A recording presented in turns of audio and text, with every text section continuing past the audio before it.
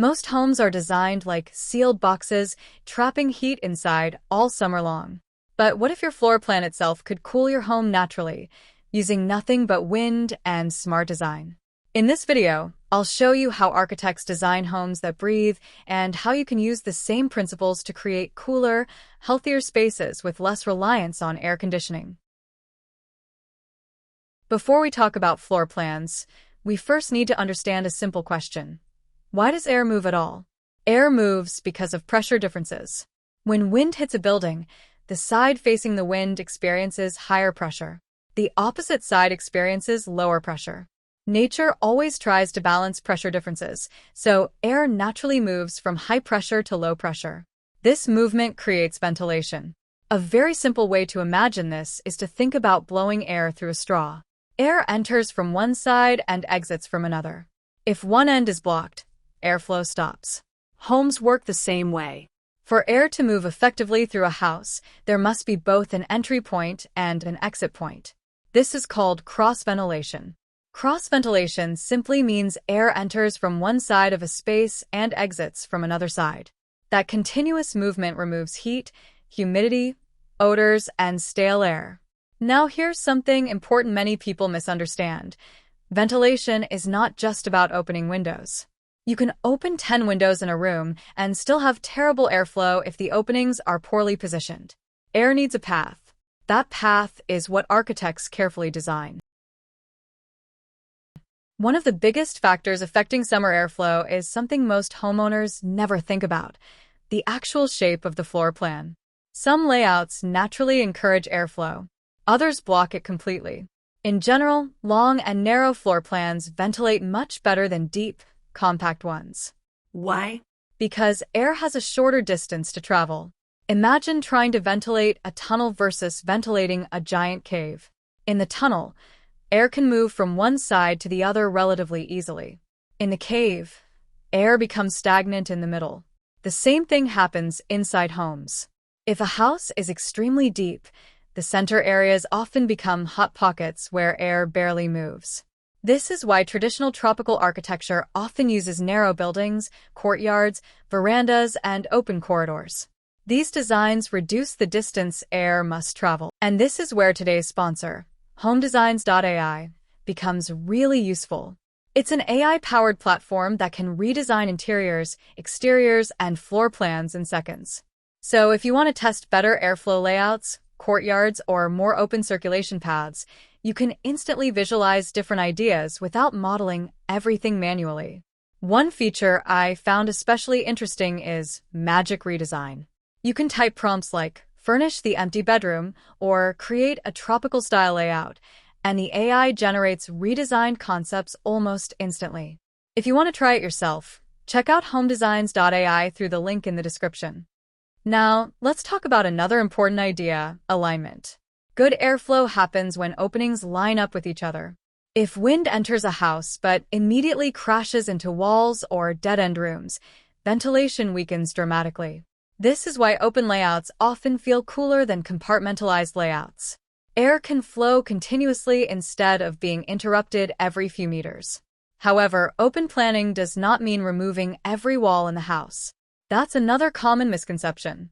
The goal is not maximum openness. The goal is creating effective airflow pathways. A well-designed home guides air intentionally through occupied spaces. Now, let's discuss something architects analyze before even drawing the first room: prevailing wind direction. Prevailing wind simply means the direction wind most commonly comes from during a certain season. In summer, these wind patterns become incredibly important, because if your house ignores the natural breeze, you lose one of the most powerful free cooling systems available. Think of wind as an opportunity. A good floor plan captures it. A poor floor plan blocks it. For example, imagine wind usually comes from the southwest during summer. If your home places solid walls toward that direction with very few openings, the breeze never properly enters the building. But if the layout strategically places openings along that side and allows airflow to continue through the house, cooling improves significantly. This is one reason why site planning matters so much. Airflow is not only about the house itself. It's also about the environment around it. Neighboring buildings, boundary walls, trees, slopes, and even garages can influence wind movement. Now, let's move inside the house. Because even if the building captures wind successfully, the interior layout still determines whether that air actually reaches people. One of the most important principles in ventilation design is that major rooms should connect to airflow pathways. A bedroom sealed in the middle of a floor plan with only one small opening will usually feel stuffy. But a bedroom with openings on two sides can experience continuous air movement. This is why corner rooms often feel naturally cooler. They can receive ventilation from multiple directions. Now, let's talk about corridors. Long enclosed corridors are often terrible for airflow because they behave like barriers rather than pathways. But open corridors can actually help distribute air through the building. This is where airflow planning becomes almost like designing circulation for people. You're not just designing how humans move through a house. You're designing how air moves through it too. And sometimes the best airflow designs are surprisingly simple. For example, aligning interior doors with windows can create powerful ventilation paths throughout a home. Even leaving small gaps above doors can help hot air continue moving instead of getting trapped. Now here's another important idea. Airflow should reach occupied zones. There's no point creating beautiful ventilation paths that completely bypass where people actually sit, sleep, or work. Good design brings moving air directly through living areas. That moving air increases comfort because it helps sweat evaporate from the body more efficiently. Now, let's focus specifically on windows because they are one of the most misunderstood parts of ventilation design. Most people think window size is everything, but placement matters far more.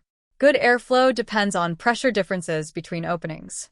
When wind enters through one opening and exits through another, ventilation becomes stronger. That's why windows placed directly opposite each other often perform best. But architects also use another strategy, varying opening heights. Cooler air tends to stay lower while hot air rises. So lower openings can bring fresh air in while higher openings release accumulated heat. This creates vertical air movement. And this becomes even more powerful in taller spaces. For example, homes with double-height living rooms, stair voids, or clear-story windows can naturally exhaust rising hot air. This process is called the stack effect. We'll discuss that more in the next section. Now, let's talk briefly about window types. Different windows capture airflow differently. Sliding windows are common but often not ideal for ventilation because only part of the opening actually opens. Casement windows, which swing outward or inward, can catch wind more effectively and direct it into the room.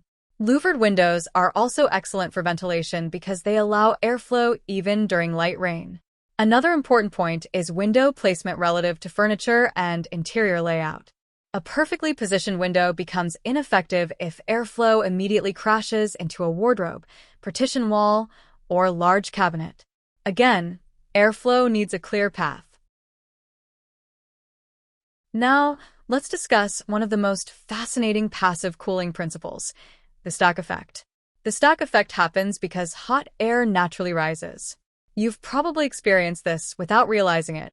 Upper floors are usually hotter than lower floors. Why? Because warm air accumulates upward.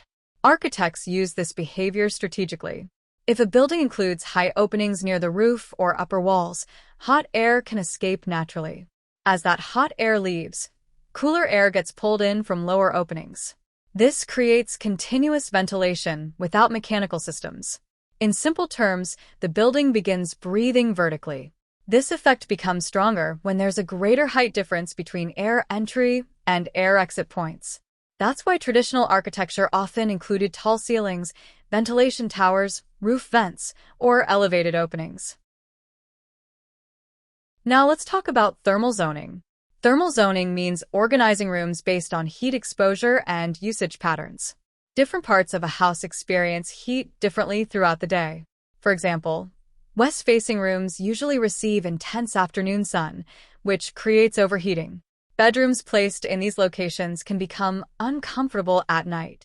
So architects often place less frequently occupied spaces like storage rooms, bathrooms, staircases, or utility spaces on hotter sides of the building. These areas act like thermal buffers. Meanwhile, primary living areas are positioned where airflow and comfort are strongest. Kitchens are another important example. Cooking generates heat. So kitchens benefit from strong ventilation and strategic placement away from spaces where heat buildup becomes problematic. Thermal zoning is really about intelligent organization.